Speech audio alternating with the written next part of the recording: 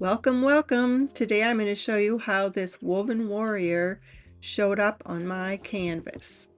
I'm using a leftover old reject of a horse upside down, and I am adhering fabric scraps from quilt projects. I'm using golden fluid matte medium, a super cheap brush from the hardware store. This is on a 20 by 20 canvas. And in the very end, I'll use a Pentel ink brush to define some of the details. You're watching this at twice the speed of what I created it, and I hope you enjoy the process. If you're new here, I'm Jamie. If you're not new here, welcome back.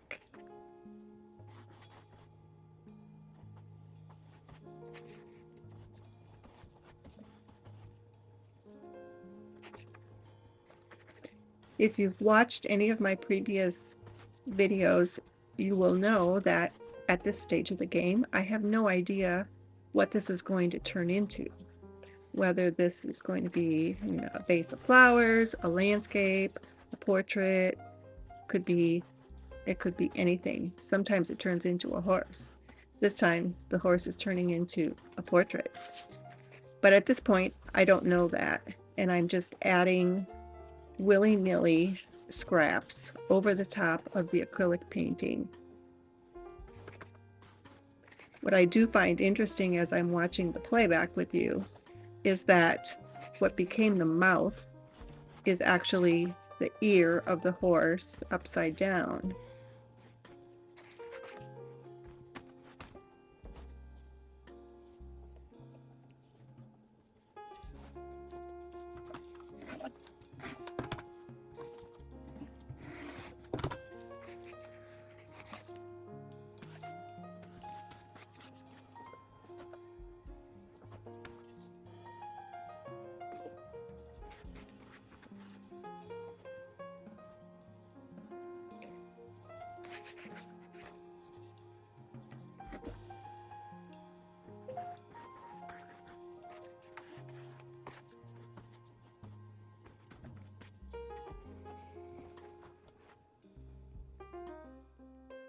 So here's where I ended for this layer.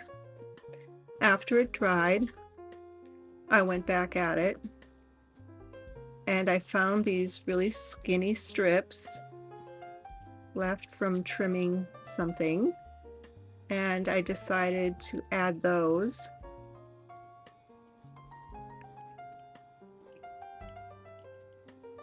And at this point, I still don't know where I'm going with it.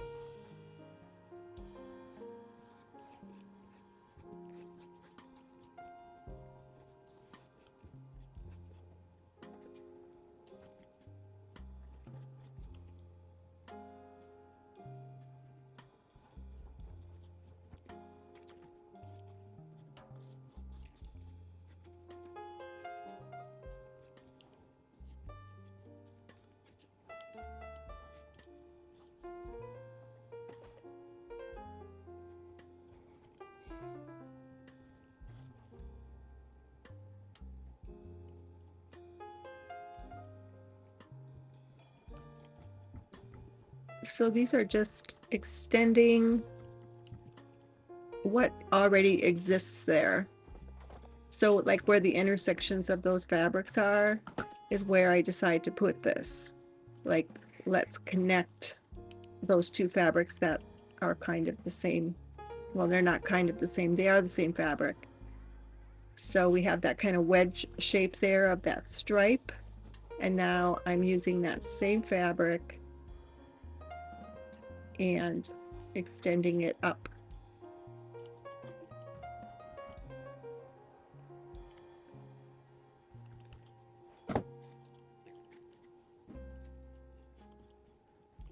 Funny, because once again, as I'm looking at this, I almost can see it becoming like an insect. So what makes it look like an insect today and look like a portrait when I was doing it. Perhaps it's the scale because I'm looking at it reduced size on my computer.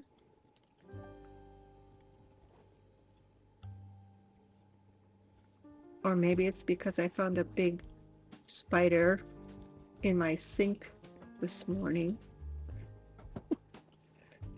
Heaven only knows what affects us and inspires us on a deep level.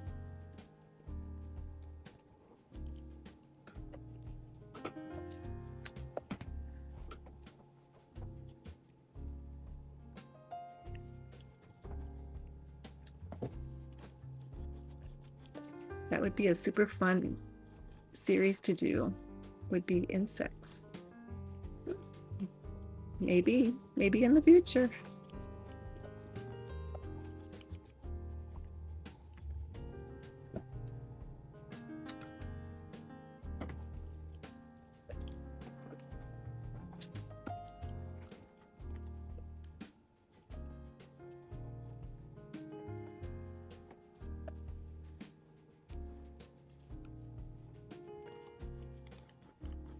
Yeah, that mouth or horse ear upside down looks like a grasshopper face, doesn't it?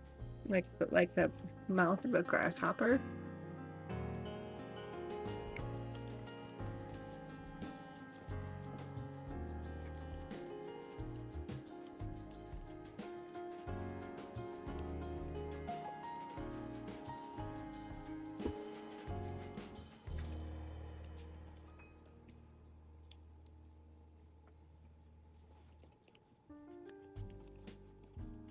When I put this on, I was just like, yes, because I loved the contrast and I loved how these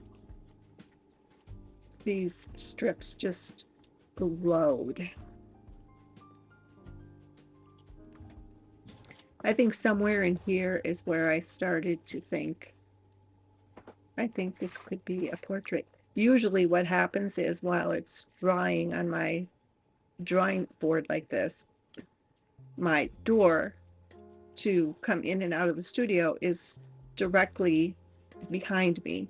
So a lot of times I'll take a break, let it dry, go have lunch, come back, open the door, and because I'm seeing it at a little bit of a distance and I haven't been looking at it for a period of time, I will see what I want to do with it. It just like hits me right between the eyes. That's quite a saying, isn't it? Right between the eyes. I wonder where that saying came from.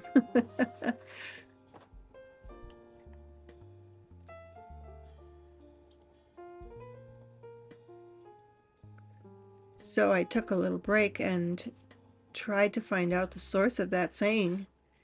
Hit me right between the eyes, and I do not find a source for the saying. I find a tremendous amount of examples. So if any of you can find the source, it would be fun to know where that saying came from. Let me know in the comments if you find anything.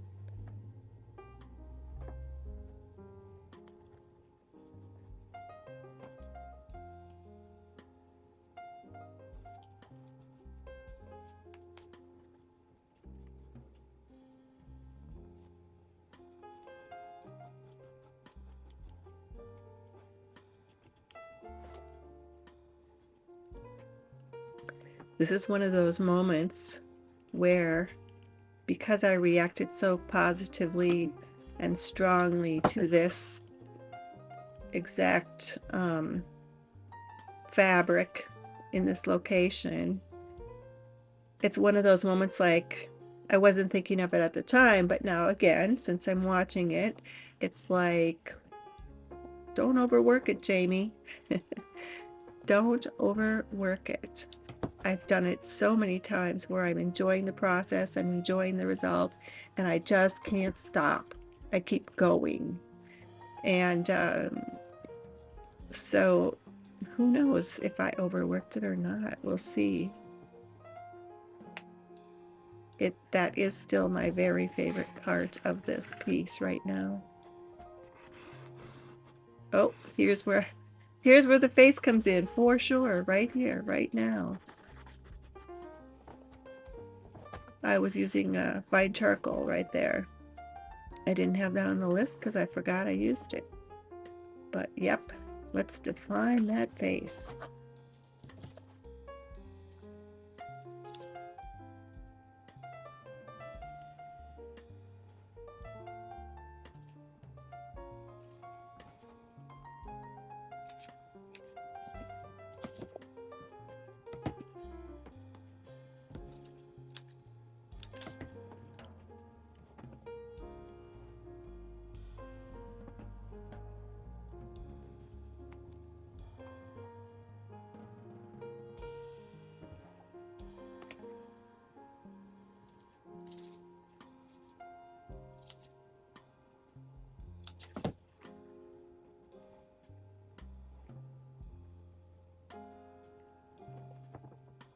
So the eye highlight is a wee bit strong there, but I do define it, or I should say, I refine it at the end when I use the Pentel ink brush.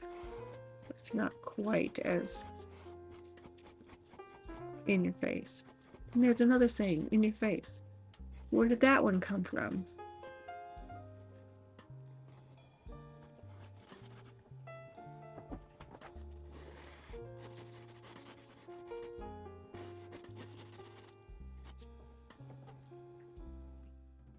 Time to let this layer dry.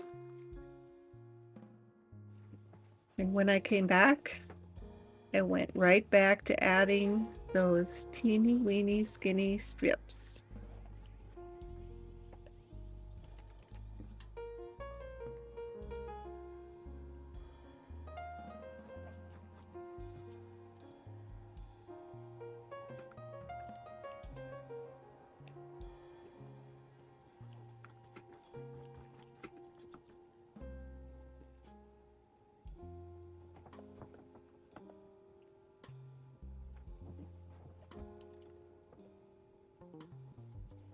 Do you notice that I have my iPad open to the right?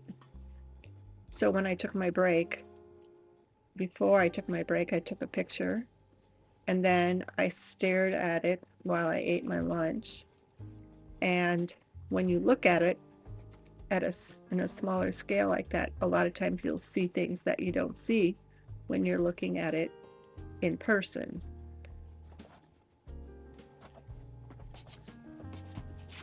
It's a very helpful tool.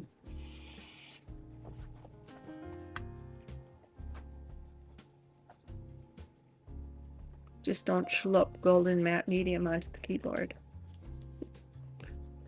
Knock on wood, I have not done that yet.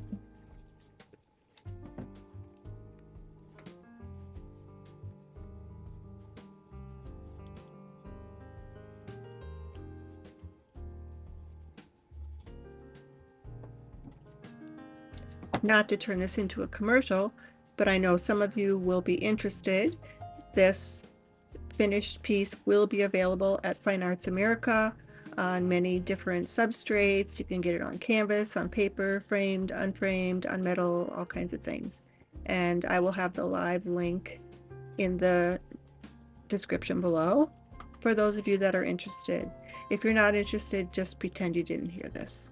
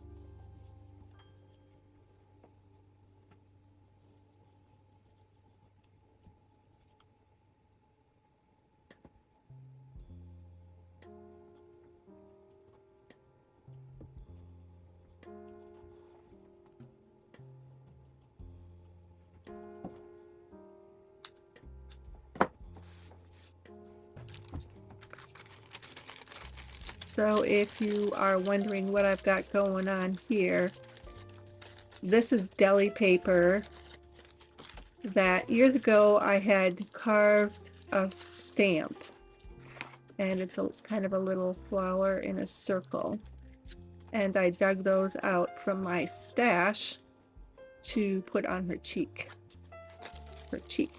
I should say. Now, why I had the memory of that silly stamp that I hadn't used in seriously many many years, and was hoping I still had it in my paper stash, I did. So that's what that is.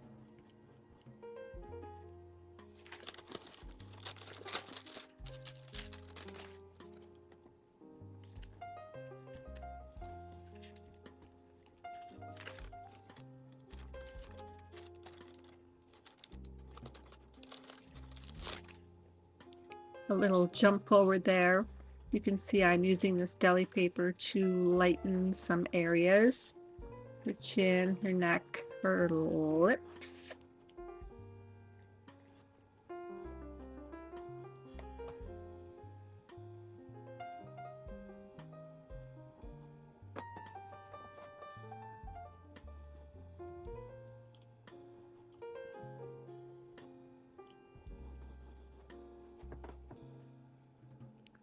If you recall, in some of my earlier videos, I used colored pencil to lighten and darken areas to help define the faces. This time I did not use any colored pencil. I just used deli paper. Who knew?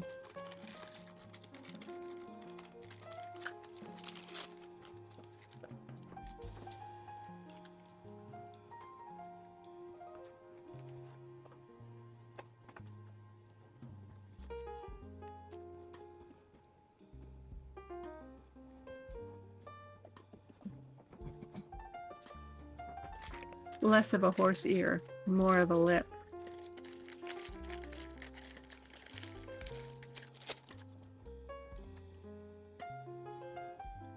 Of course, the top of the nose is always lighter. So let's just use some deli paper. All right, we're getting close to the end of the video portion. Of course, when I added the details with the Pentel brush, I did not have my camera on because I was sitting in my comfy chair by the window, and I was tired at the end of the day, and I just thought, oh, I'll just add a few things and then I'll record tomorrow the rest of it. Well, guess what? I got caught up in it, forgot. So here is what it looks like before I added the Pentel, and here's what it looks like after. Of course, I signed it, and once again, I want to say thank you for watching, especially if you're watching right to the end, and I'll see you next time.